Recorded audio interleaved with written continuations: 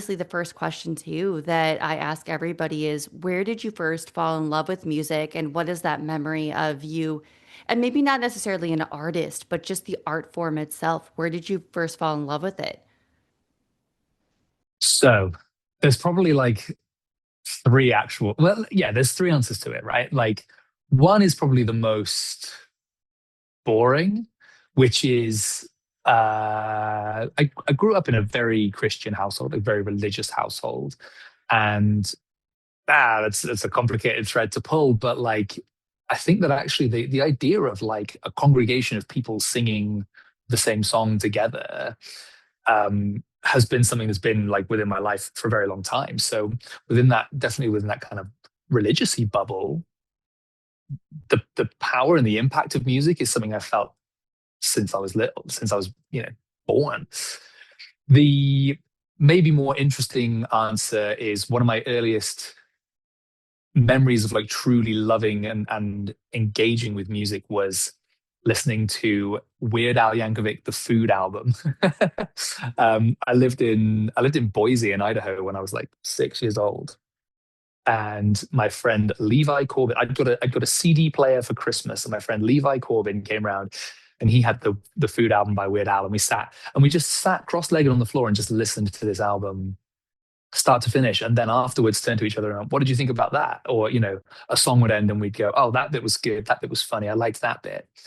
um so yeah, the slightly cooler answer is the Weird Al, the Food album. And then the real kind of like, I think the like so many people in alternative music, the real kind of game changer I think for me was Hybrid Theory, Linkin Park.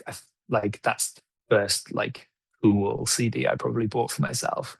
And again, like hearing from a very kind of religiously background and then being into like the more kind of, I suppose, goofy world of Weird Al and stuff, actually hearing that more like aggressive vocal style and very emotive and very expressive music like that just absolutely blew me away. And that was, yeah, like for so many people, Hybrid Theory is like the gateway drug into so much more cool, heavy music, I suppose. Yeah. Oh, I love how it went from like Weird Al, which I don't think anyone's ever talked about on here, Weird Al to Linkin Park Hybrid Theory. And I agree because I think when I've told people like, starting the podcast and realizing that music and mental health and what it does for my mental health, and whether it's heavier music or a Weird Al, whatever it is, I think when we think about Lincoln Park specifically, like it makes sense why you were kind of on your path and connected with music, because I have so many friends that say that like that was their gateway to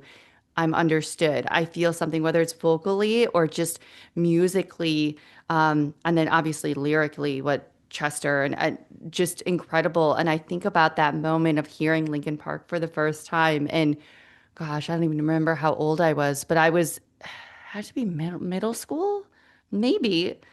I gotta go back, but now I'm gonna date myself. But like it's one of those things of like it's wild to think about. Yeah, and like how many people have had that shared experience as well of I would put it out there and say how many people have maybe felt alienated and then Mhm. found like a sense of belonging specifically through that Hybrid Theory record. And then yeah, how many other people had like doors open from there, and how many other people got like into other cool and interesting music. And I honestly, probably within the last few years, Deftones finally clicked for me. Like I Mhm. never really got Deftones for a long time. And then something clicked and I was like, these are the sickest band ever. Oh, And I remember a friend of mine being like, man, I wish that I could be where you are to like, to hear all of this again for the first time and like have that, relive that moment of hearing it for the first time.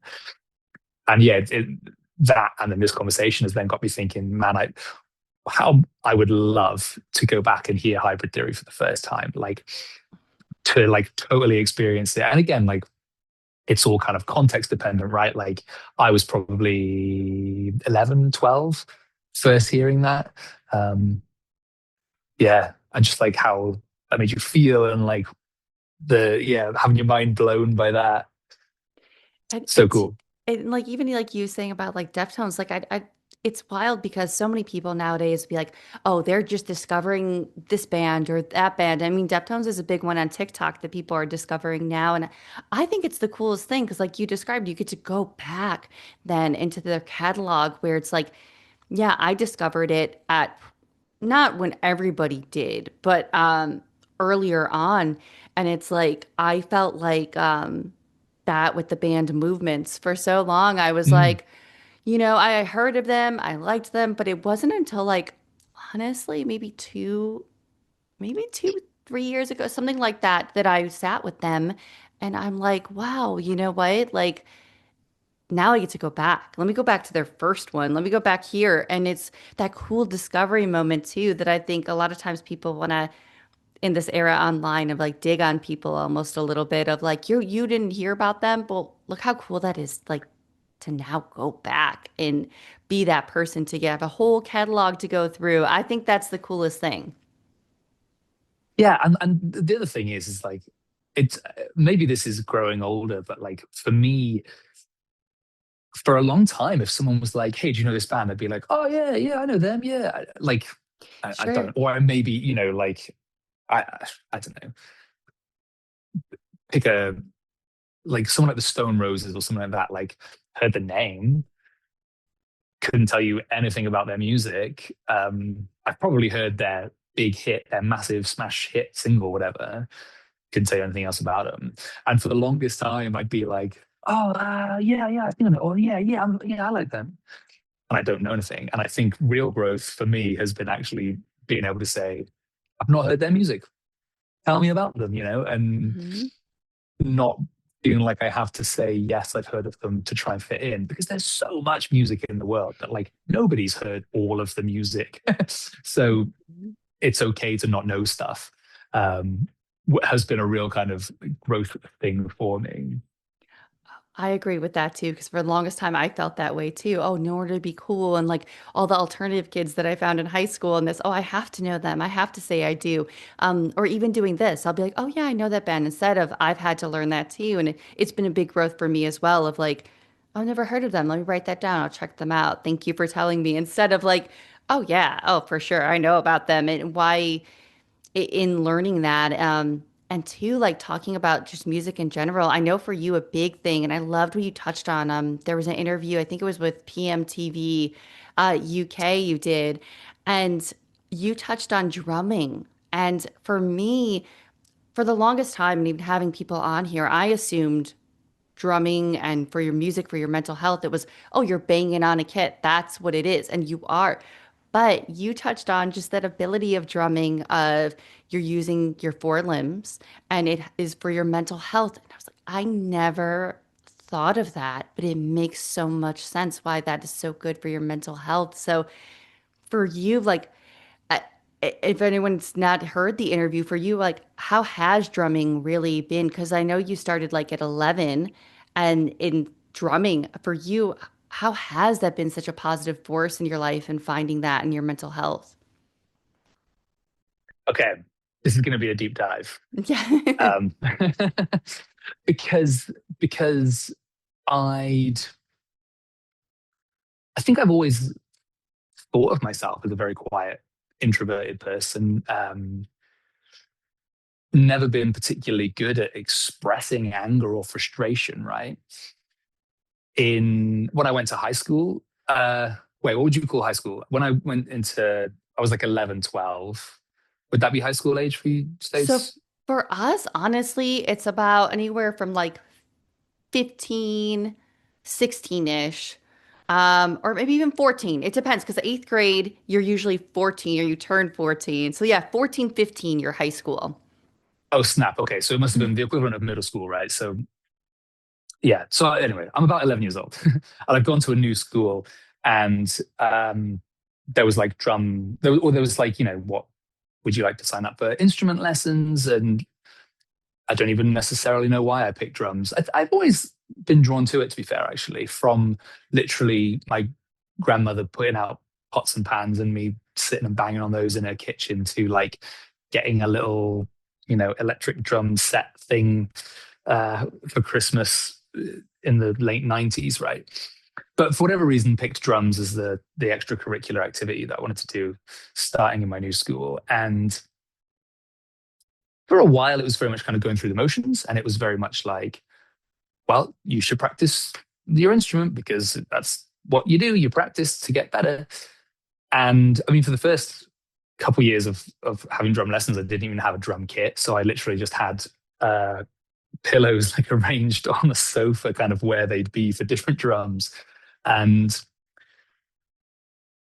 yeah, I think for a while it was just kind of going through the motions and learning, and that was cool. That was good. That was fine.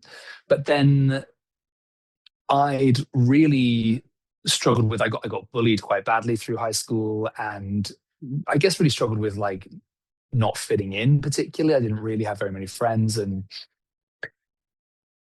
again, I think especially with being bullied in school, it was very much like a big frustration of like, why are you not taking the time to get to know me? Why are you just picking on me, I guess, at face value, and feeling a lot of like frustration and a lot of anger about that, but not knowing how to channel that.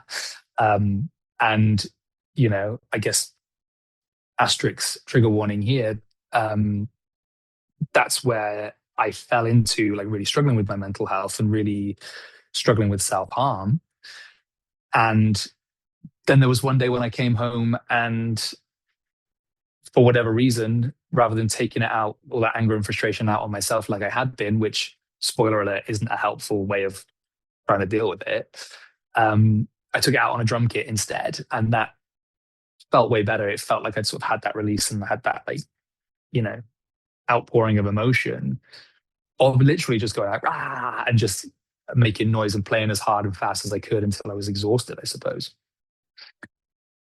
And it wasn't some like light bulb moment of like, aha, I'm going to replace my harmful coping mechanism with a healthy one.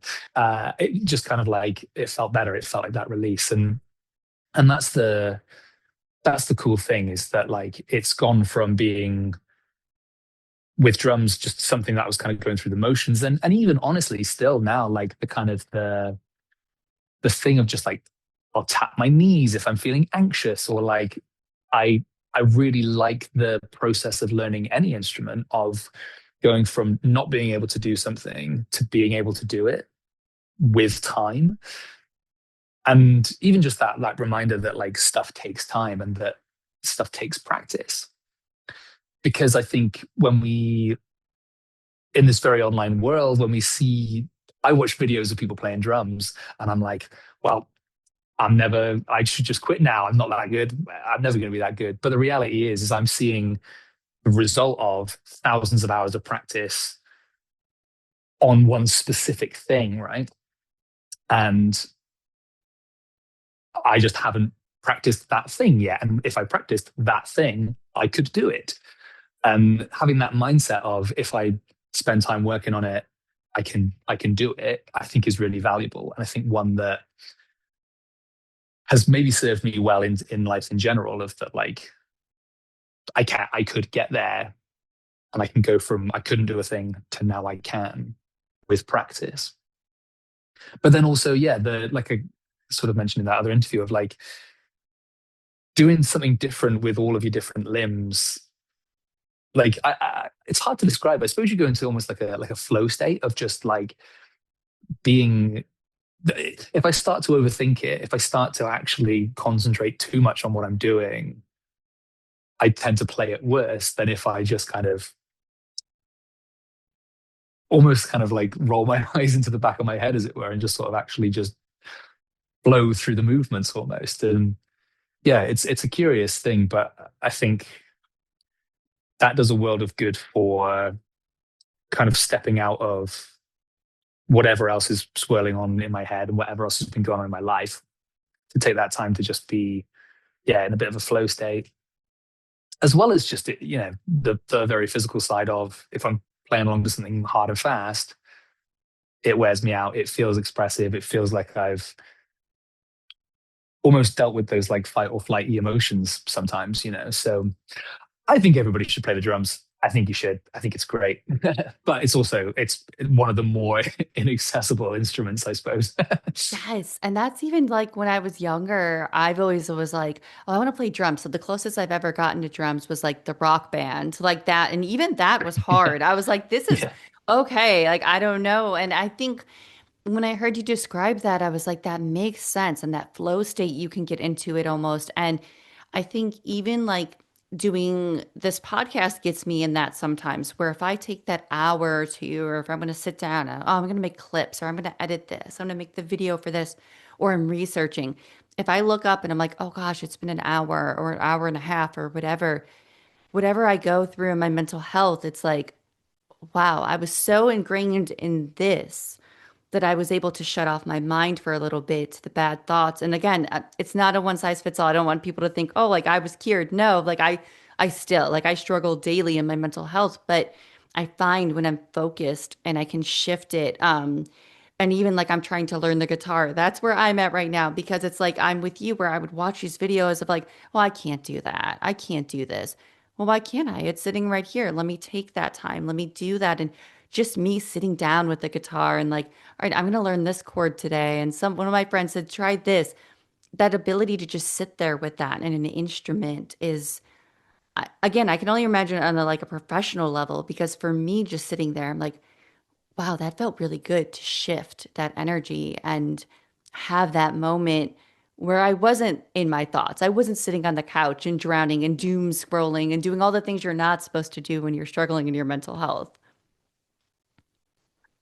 And it's a tricky balance, I suppose, as well, isn't it? Because something that I still need to work on more within myself is being able to sit with difficult emotions, and I think I think I'm very good at kind of blocking things out and numbing things, and put my headphones on and turning music up, or like sitting and playing a video game to switch my brain off as well. And I'm quite good at sort of distracting myself from the emotions. And I definitely think that we need to know how to do that and how to sort of get through, especially if you're in like a really low, really depressive state, or a really anxious state. Knowing things to help you get through that immediate moment and that immediate situation, I think are definitely useful. And I think that the challenge is to temper that with the ability to sit with difficult emotions and be like, I can feel these difficult feelings and uncomfortable feelings that I don't like feeling. I can still feel those, and I will still be fine at the end of it. And that's, like I said, that's something that I'm working on myself. So I'm not being like, it's as easy as this, guys. It's Right. Yeah, that's an ongoing thing that needs practice as well. But yeah, it's I think it's good and right to have a balance of sitting in and experiencing and just letting that emotion exist, as well as knowing when to, I guess, process it as much as anything. And I think that's why drumming has been so helpful for me. I think is that it definitely feels like it is like processing it. And I watched a TED talk a while ago about how with the fight or flight response, which is that kind of very caveman response of a threat has appeared and my body reacts by either wanting to run away from it or to fight it, or the other one is freeze and fawn, isn't it? But like to focus on just fight or flight, like the very caveman response to like a threat has appeared, I'm gonna either fight that threat to make it go away or run away from it to get myself to safety. And obviously, when we're cavemen, that's saber-toothed tigers jumping out at us. Now it's, I don't know, all sorts of wild threats appear to us, and our bodies still respond in that like caveman way. But so I was watching this TED talk that was saying that actually, when we have that like fight or flight response, actually to do something very physical, so like to go for a run or something, actually kind of helps like close that loop almost. Doing something very physical. So if you have that fight or flight response, to do something very physical with it kind of feels like you've closed that loop. Because if you were a caveman and you experienced fight or flight, you would either like physically fight that thing and then expend that energy and process that and turn that into a result of I've fought this thing and won and now I'm safe again. Or you would have run back to or run away from the threat or run back to the safety of your tribe or whatever. But it would be a very physical processing of that not emotion, what's the word? Like, physical sensation, I guess, or Mhm. physiological reaction. That's what I'm looking for.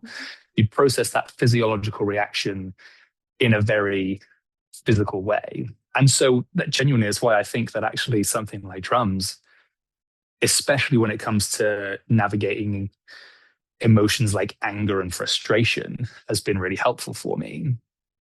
And that, sorry, I can talk for ages, so You're good. Me too. Same here. cut So me off you're whenever good. you You're need in me good to. company. You're in good company.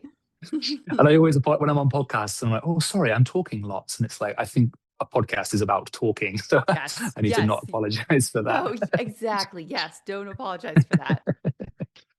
But like, the other thing that's kind of come up for me as well is the fact that actually the reason drumming was maybe so helpful for me processing those emotions as a teenager when I first sort of started using it in that way is the fact that the emotions that I was processing, it worked for that. Like something I talk about a lot with Heads Above the Waves is the idea that we've got to be able to name our emotions and give a name to the feelings, the emotions that we're experiencing, and then find coping mechanisms that are going to help with that particular experience, that particular emotion, that particular feeling.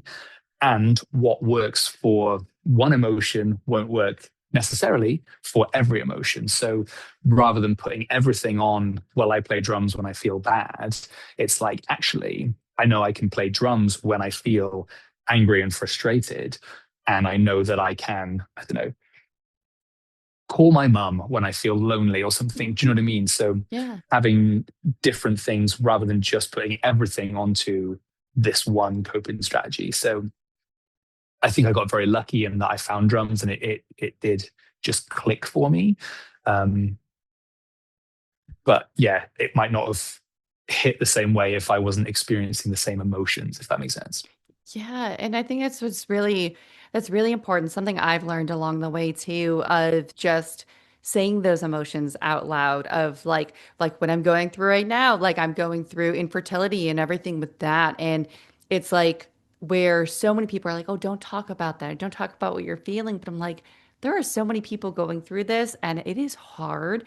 And if I can like show one person like it's okay, like there are some days where I'm like I am angry, I'm sad, I'm grieving. And if I say those things out loud and not just sit in them, my feelings, I feel so much better in my mental health. Like that doesn't make it mean it doesn't go away, but I'm able to say like, it's okay. Like I'm okay that I'm angry about this, that I have to go to all these appointments and battle it with my job and do this, and there's no unknown.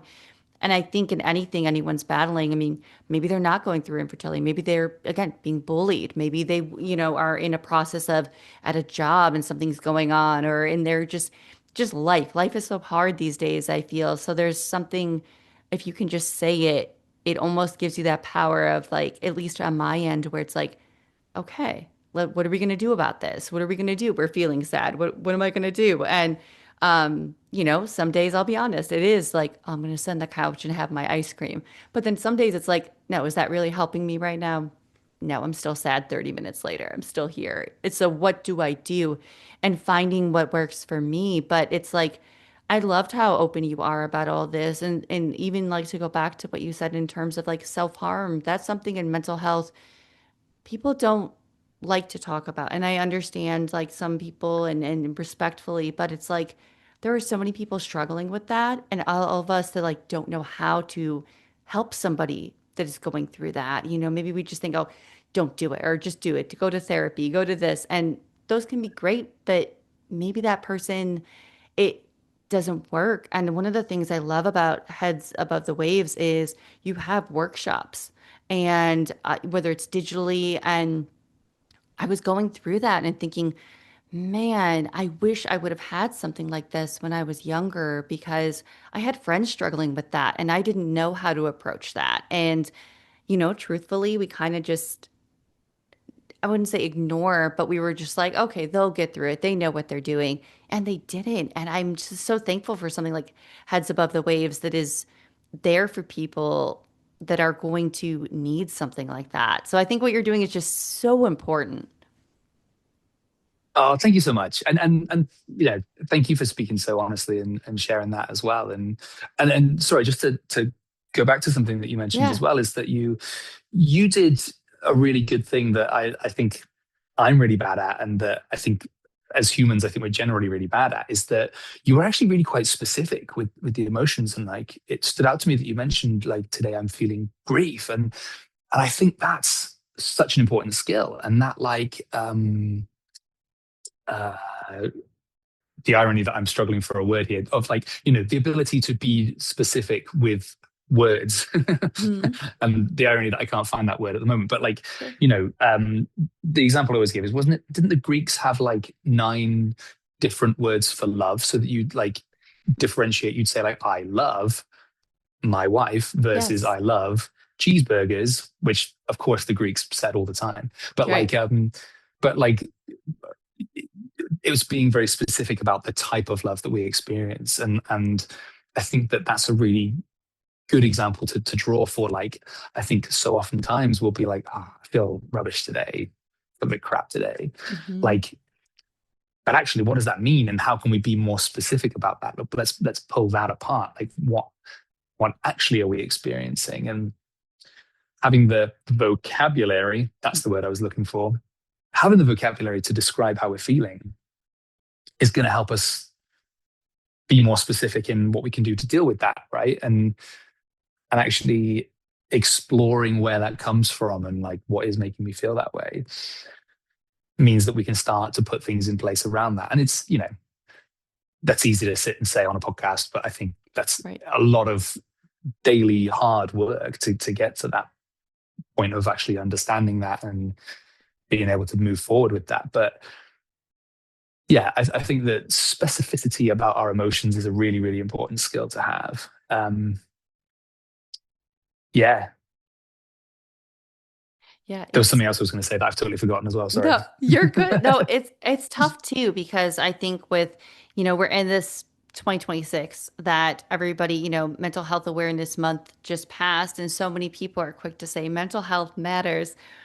But sometimes I do think that people are quick to say that and to each their own, and they'll post something, but then we lose that, and it's like, okay, it's June now. It still matters. Mental health is still important, and I think I'd always like people to go further in that and maybe look around and observe because if anyone's like me, like I am a high functioning, like depressive person. So I am like, go, go, go, go, go. And people are like, oh, you're handling this so well. You're doing this so well. And it's like, really? And honestly, it's taken me a while, but now I'm truthfully of saying like, no, I'm not. Like I'm really not. Like I know that I'm here and present for this and I'm working and doing this and I seem that way. But we have to be more aware of like what people are going through around us and reaching out because maybe like at least on my end, I'm not one of those people when I'm struggling in my mental health to always reach out. I'm just like, I've got this.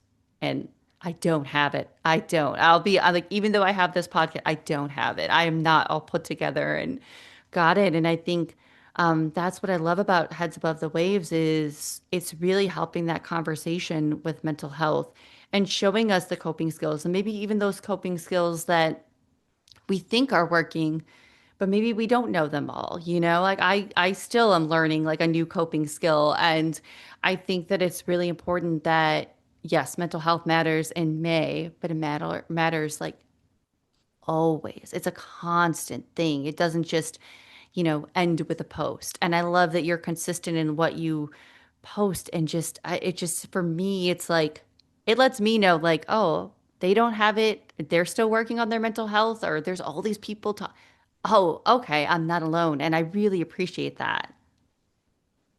Well, again, thank you so much for saying so. That's really, yeah. I love that it's being noticed, right? And again, yeah, that I guess that like just like that real transparency and I sometimes think that like, oh, do people ever regret asking me? But like, I'm really working on.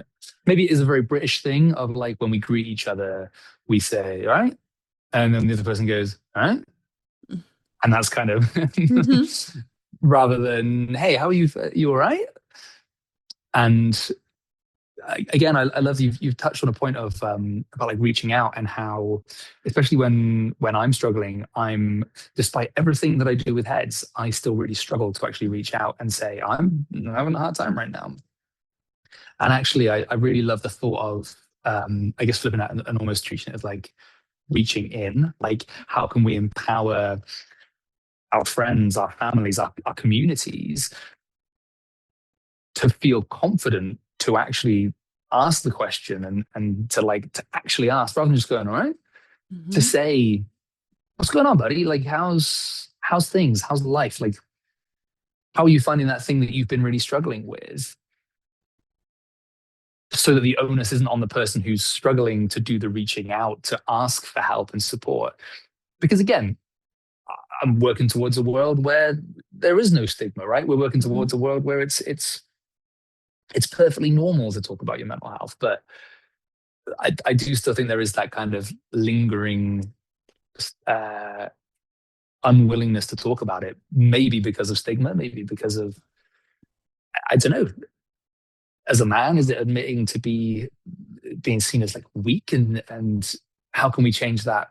Uh, how can we change that perspective and that dynamic to be more like actually it's it's it's healthy to ask for help. It's positive to ask for help, you know. And I don't know. I was thinking about it in the context of like how can you try and make because I feel like especially within the alternative music world, I feel like when we're in and amongst alternative music fans, when we go to festivals with heads, when we're at like alternative gigs in Cardiff, I think that like the alternative music scene tends to like get it a bit more and tends to understand and like potentially even have experienced it themselves more often than not, I'd say.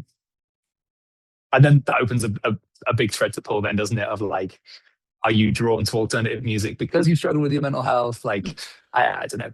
But compared to when we're in more kind of, you know, normie Yeah. settings, do you know what I mean? Like, Yes. that actually that realization that especially at like a population level. You know, Wales is a relatively small country where we're based, um, compared to somewhere like the States where it's it's just vast. And I think that there's such a huge difference of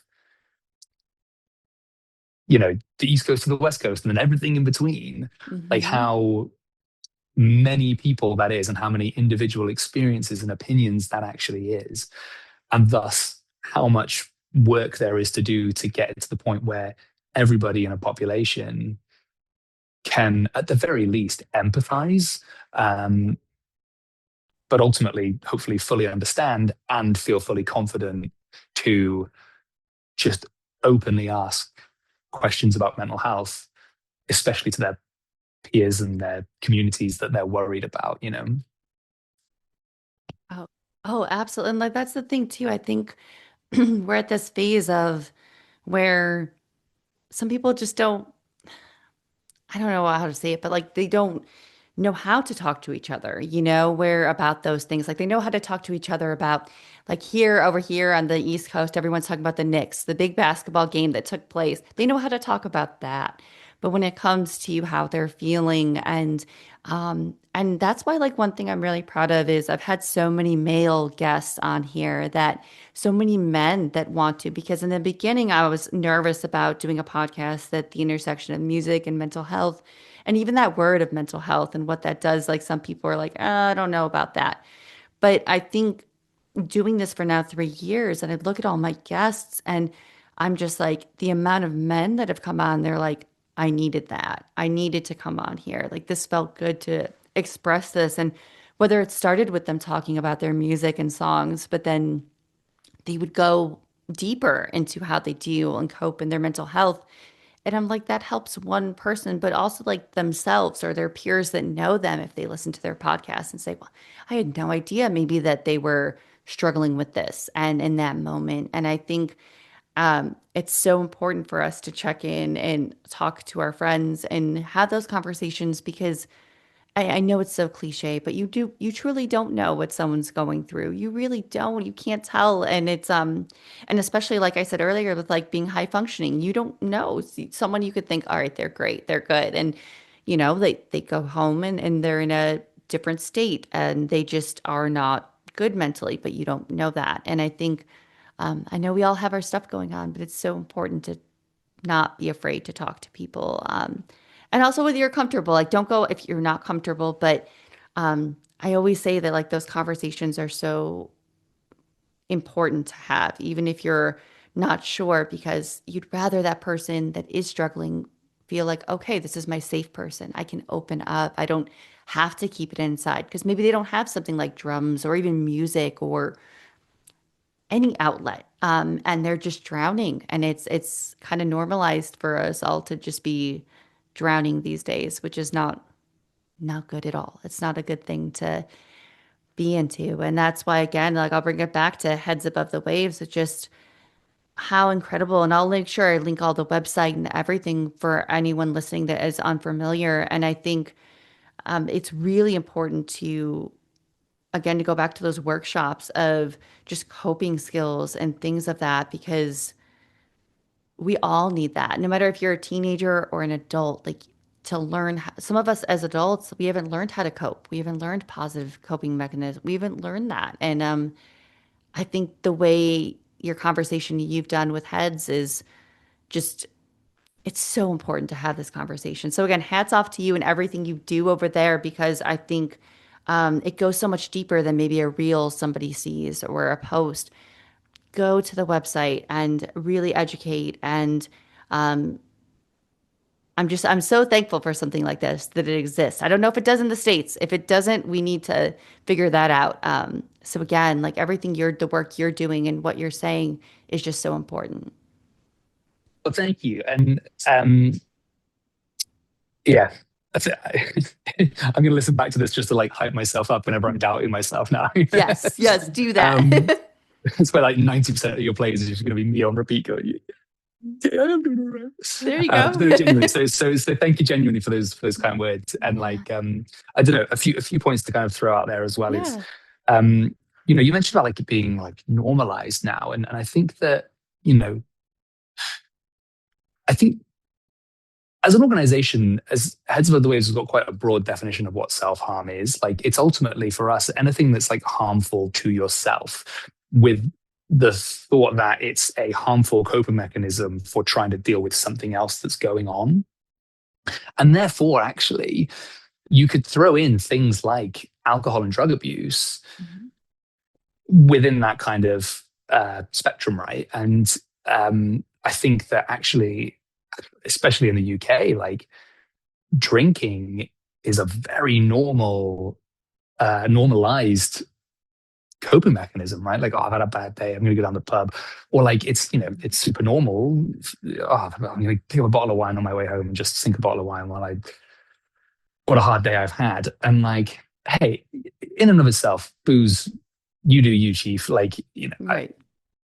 I can take it or leave it, but like it's almost the kind of the mindset that it's with. Do you know what I mean? Like inherently, having a glass of wine whilst I have dinner, fine.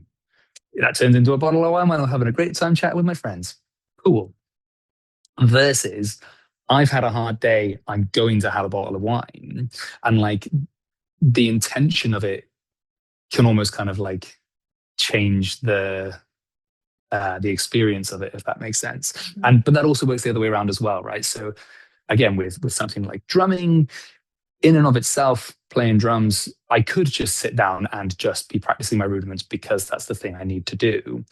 Versus, I catch myself in a bad headspace and I say, I'm going to do this to help get myself out of this funk. I need to go and express myself. Like the coping strategies that you can find, it's almost like more important, like what the mindset that you're doing it with versus like the exact action that you're taking, if that makes sense. Mhm.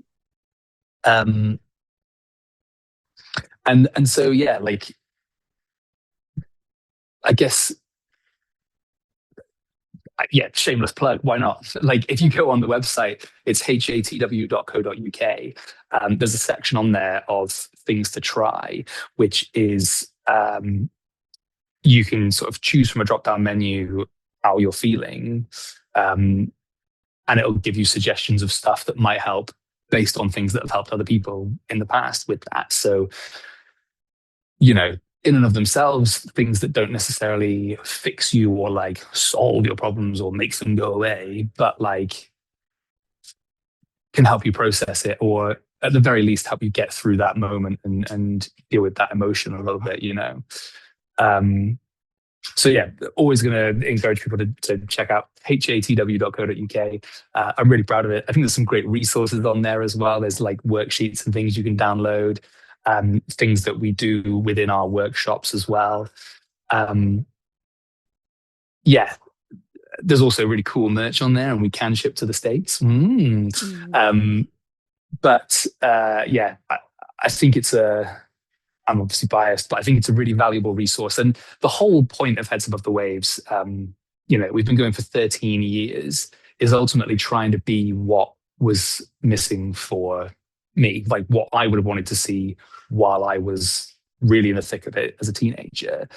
Um, and I don't know whether that is just creating a space that is, you know, I'm doing the call from in our shop today, right? And it's like Mhm. a shop that you walk in and there's emo music playing and there's nice smells and a little diffuser. And it's just a welcome space that everybody is welcome into. Like, man, I think if I'd stumbled on this when I was 15, like, it'd blow my mind. Um, right down to then, yeah, there being more kind of like actual uh, honest and direct support and resources and things available for people to discover. I would have loved to have had that, you know, to discover while I was really struggling. So that's what this has all kind of been about and all been for. And every year we keep on discovering something new and being like, oh, we should do that. That would be a cool thing to do. You know, we introduced school resource packs, and Mhm. within our school workshops, we ask the young people we work with, what do you want your teachers to know about supporting you? And then that's become the basis of a staff training session. And that's where we're then like feeding those voices, that feedback from the young people into our staff training, which is where uh, I got to do a really cool thing of the Welsh government like put on a kind of webinar for professionals on how to support young people who self-harm, and I got to present that to all these. I don't know. It's funny. I'm 35, and I still think of everybody else as the grown-ups. Right. Like I got to speak to the grown-ups about what I was doing, but I also Mhm. got to sneak in a Wonder Years reference in there as well. So I guess the kind of the line, it's not about forcing happiness, it's about not letting sadness win. That's a real kind of um, sentiment that I really relate to, and I think really kind of summarizes the head's approach, right? In that we're not trying to be like, no, no, no, don't feel that way. Feel happy, everything's fine, be happy, great. It's like sometimes things are really heavy and sometimes things really suck, and we've got to navigate our way through that, but we're not going to let that, the sadness, the depression, the self harm, the whatever, we're not going to let that win. And I think that's a really powerful sentiment that's kind of run through everything that we've done. And I'll include it in every presentation that I can. um, Partly because I also want other people to know about cool music, but but yeah, I think yeah, and actually, bringing it back to the very first conversation of like really connecting with music. I first heard Wonder Years were on there was a tour over here. It must have been like 2011, maybe.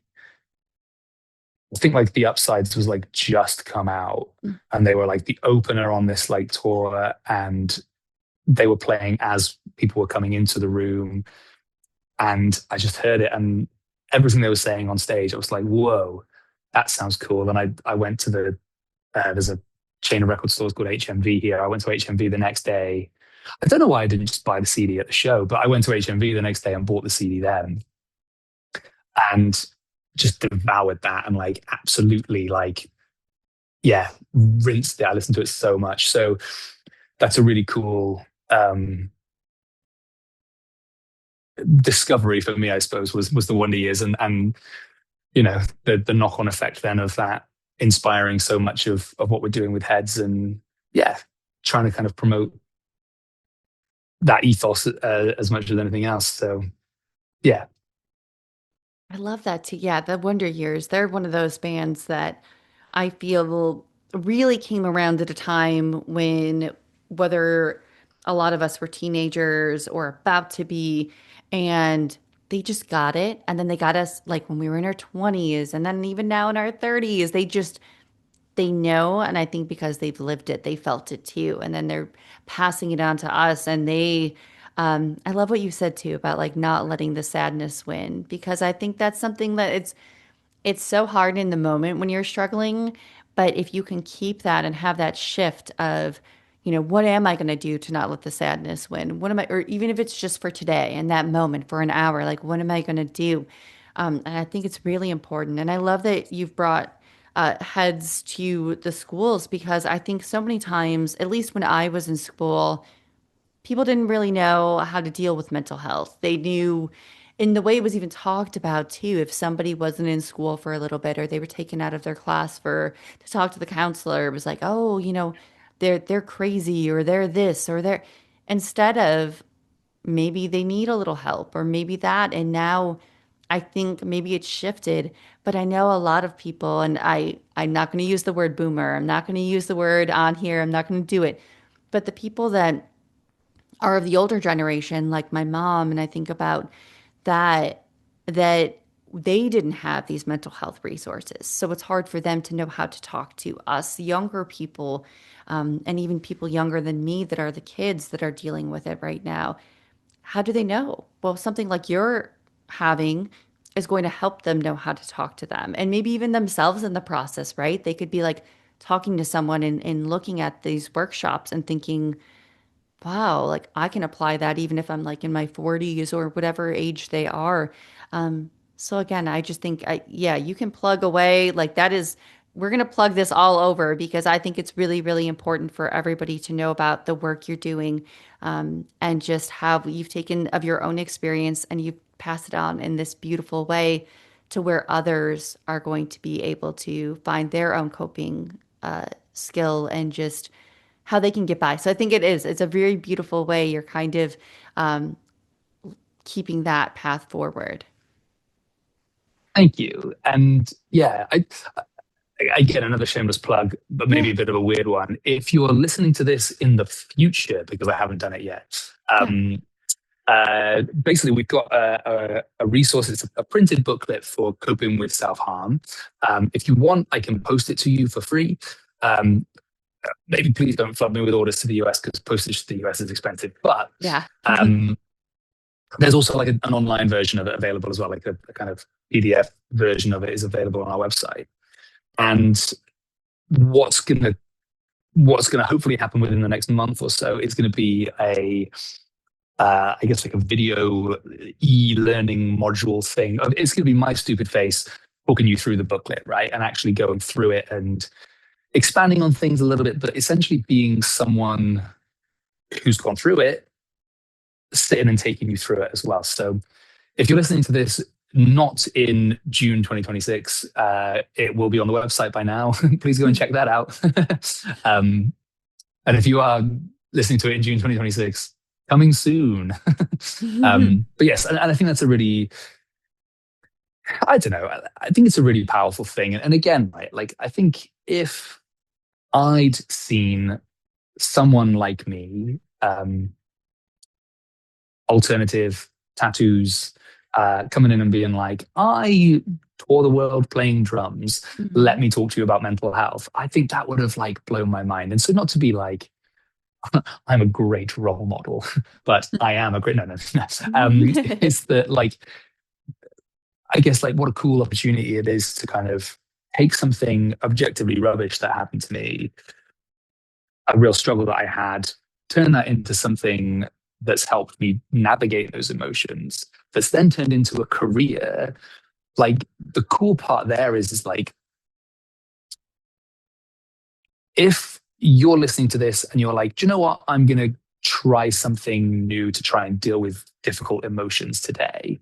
How exciting is it that that new thing that you try for the first time off the back of listening to this podcast could turn into a thing that actually changes your life or becomes a career, becomes something that actually unlocks a door that you never knew existed? Like, yeah, if you're tempted to try something, if you're inspired to try something, like, hey, healthy coping mechanisms are always going to be a good thing and it's worth trying anyway. But then isn't it exciting to think where that could lead as well? You never know. So yeah, give it a try is what I'm saying. Oh, I love that. And I think that's a perfect way to like end this. I know I've kept you longer than I said I was, but I really appreciate everything you shared. And I truly do think that what you're doing, I hope, again, like you just said, like if you saw someone like you, I always think that too. And it's like that ability to be what your younger self, I mean, needed. What a beautiful thing. And I think again, I can sing your praises. I will always sing it. I truly, truly, and again, I encourage anyone listening to, if you can, go buy some merch because I know that helps things too for you is and keeps doing this. And in a world too where like what we spend on a coffee and just on a dinner out, we could maybe do something really cool and help heads above the waves that is just incredible. Don't just take my word for it. Again, like all links below, I'm going to have for this. Send people your way. And Sai, it was so great to meet you and talk to you. And I truly, again, cannot sing your praises enough. We will just say that today on Tuesday, June 9th. We're just going to sing the praises all we want here. Again, I appreciate you so much. Ah, you're the best. Honestly, thank you so much. And yeah, keep doing what you're doing, dude. This is like it's such a great platform and opportunity and like you said, like the opportunity to like interview guests and let them explore and actually take time to reflect on the relationship between music and mental health. I think so good for it's been great for me and I've really enjoyed this chat. And also, yeah, so cool to think of who might listen to this and what sparks that might set off within their mind as well. So yeah, keep smashing it and thanks so much for having me.